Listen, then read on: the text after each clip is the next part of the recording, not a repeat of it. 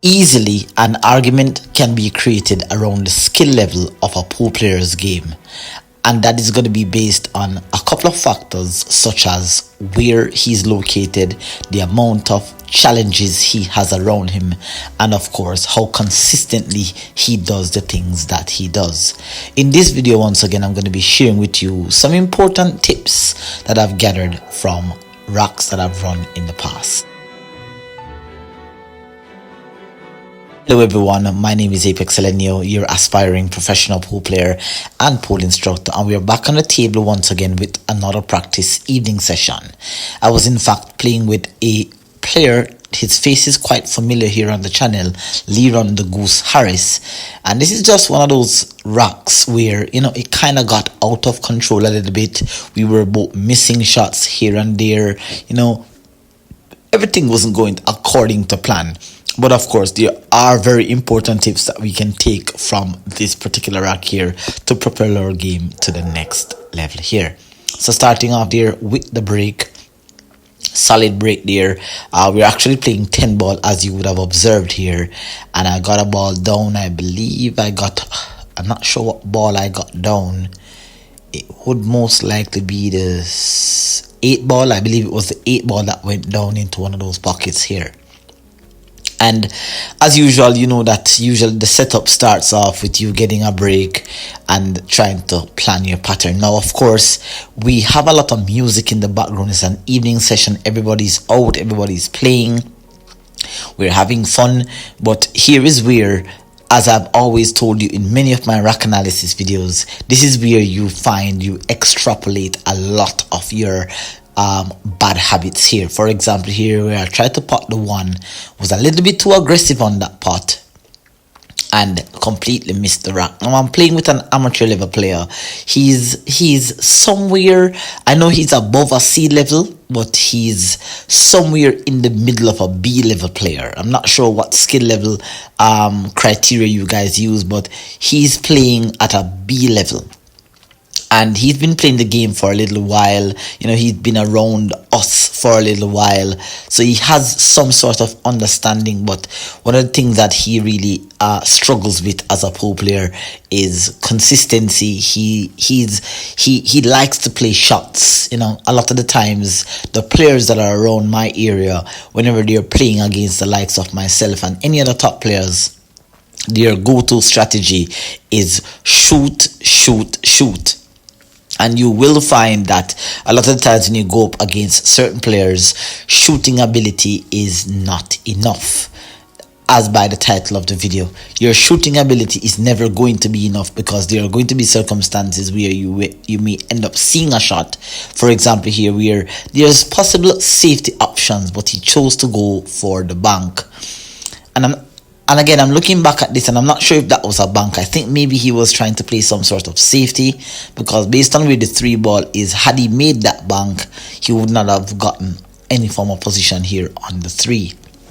So I'm not sure what he was doing there. But for this particular shot now that I'm on, I did find that, just looking back at this, I'm seeing here where the decision that I chose here to go for the pot was based on the fact that it was a very thin cut, difficult pot, that is, bridging off the rail, but I felt like if I can cut it thin enough, it should go into the 3 and bump it out, which is why I kind of went for the all-out aggressive shot. And sometimes you've just got to go, you've just got to take that chance. And of course, dealing with the likes of luck. For example, here, look at that, missing that shot horribly, pretty much selling out, right, and getting a bit lucky. So you've got to be able to deal with situations like this here. Now, one of the most important things that I've recognized is the importance of having a wide disparity of knowledge in the game. You've got to learn how to kick, you've got to learn how to bank, you've got to learn how to jump, but most importantly, guys, you have to be able to deal with the likes of luck. And your best weapon when it comes to dealing with luck is having knowledge in the department of kicking and safety play. I remember someone telling me that the hardest player to play with is a player that is at the amateur level. They just tend to do some stuff that sometimes changes the structure of the games, changes the layout of the game, and you pretty much have to really come with something. An amateur level player really gives you some unfamiliar situations to deal with.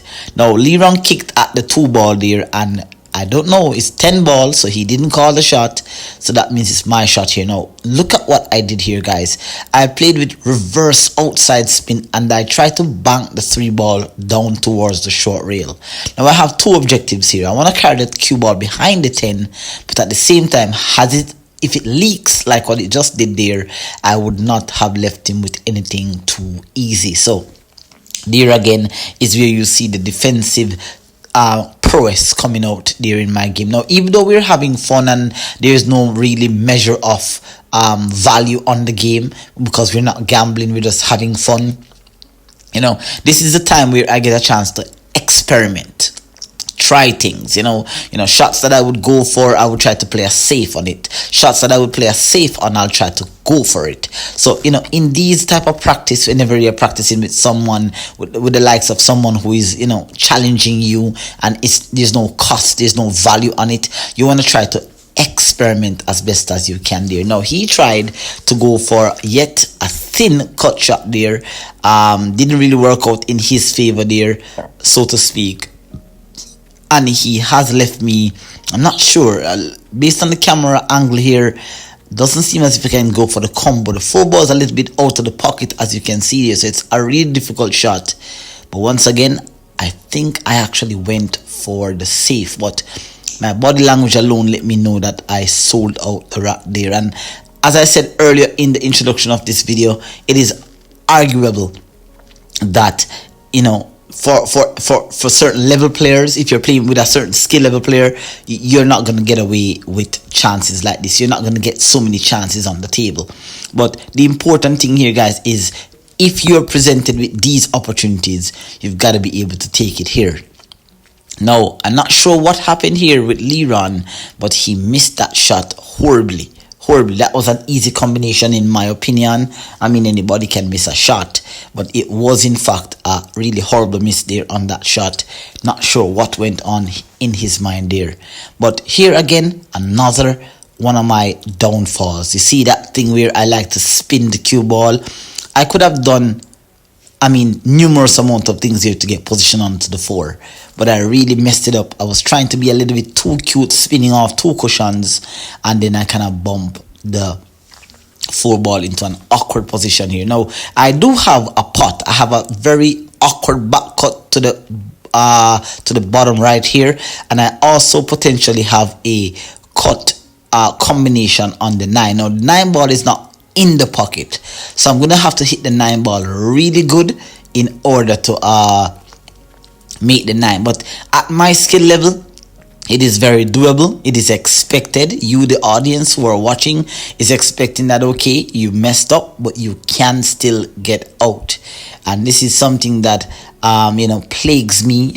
It's very difficult for me sometimes to really look back at these videos, these racks that I've run in the past, and when I have to be editing or commentating on these videos, it sometimes burns back the memories of what I could have done, what I should have done. And this is just important for me to grow there. Unfortunately, just missing that combination. Not sure how I even missed it, because it hit the 9 ball pretty good, but gravity did not take force there. So now Leron has a chance that he doesn't usually get very often. You can see him planning out his route, planning out his strategy. He's looking at where he needs to be on the 5, and he's just walking around. These players, as I said, these players are players that I believe, in my opinion, they have said it to me on multiple occasions, that they have admired, and they are, they take a lot of things from my game there. Unfortunately for Leron there, that's a miss shot, quite interesting miss shot there. Playing a little bit of a cheeky shot there, because the angle on the 5 now, it's really difficult to get back onto the 6. Guys, do not forget to follow me on all my social media platforms, as you can see popping up on the screen there. Instagram, you can follow me there. On Facebook, you can also follow me as well. And do not forget to subscribe and leave a like if you got any sort of value from the content being presented here on screen. All right, so missing that 4 ball there, thin cut, difficult, as I said. You know, you gotta face these challenges. You know, when I post these videos, it may not be of great value, because a lot of the times, you know, posting a break and run does nothing for you as the audience. It does nothing for, I don't think it does anything for me. I feel like I find more value when I see a player that has to struggle his way to win a rack, regardless of how easy you may think it is. I find more value. I find how the player, you know, faces adversities. Now, whenever you're playing, you know, there has to be a point during the game where something has to come to an end. You know, the cat and mouse game has to come to an end. And this is where I pretty much just put everything to an end here. You know, beautiful jump shot there. Really nice. Really nice jump shot there. Coming 2 cushions and coming into plain open space here for the 5. All right, so really nice. Everything looks set up right now. The 5 ball is there, the 6 ball, I have a combination from the 6 to the 9, so everything seems to be okay. Just have to still be careful, because you don't want to try anything too funny. You don't want to try to get too cute. So here, just a simple draw shot into the rail, bumping out, nothing too much. You know, the 6 ball is wired towards the 9 ball that is hanging in the pocket, so all I have to be concerned about here is getting back or regaining back position on the 6. Now, it's possible that the 6 can fall with the 9, so I have that beard in mind as well. And you can see, had it just stood in the pocket, I would have had perfect position on the 6. Now, with that speed, I was still able to hold some sort of position here on the 7. Now, you can see I'm a little bit concerned, you know, just a little bit, because it's a thin cut. So I want to check, I want to see, do I go around the 10, go behind the 10 and under, or do I just settle for the speed and take the 10 into the top left here? I decided to take it on the latter decision there. So, you know, it was a tricky little rack here, nothing too fancy, nothing too much. But if you guys got some value, any value, I would love to hear your opinions. What would you have done in the situations that were presented to me and to Leron there? Let me know your thoughts in the comment section, guys, and I hope you enjoyed this video. So until next time, I'll see you in the next tutorial. Keep on practicing with precision, accuracy, consistency, and control. Take care, guys. Bye bye.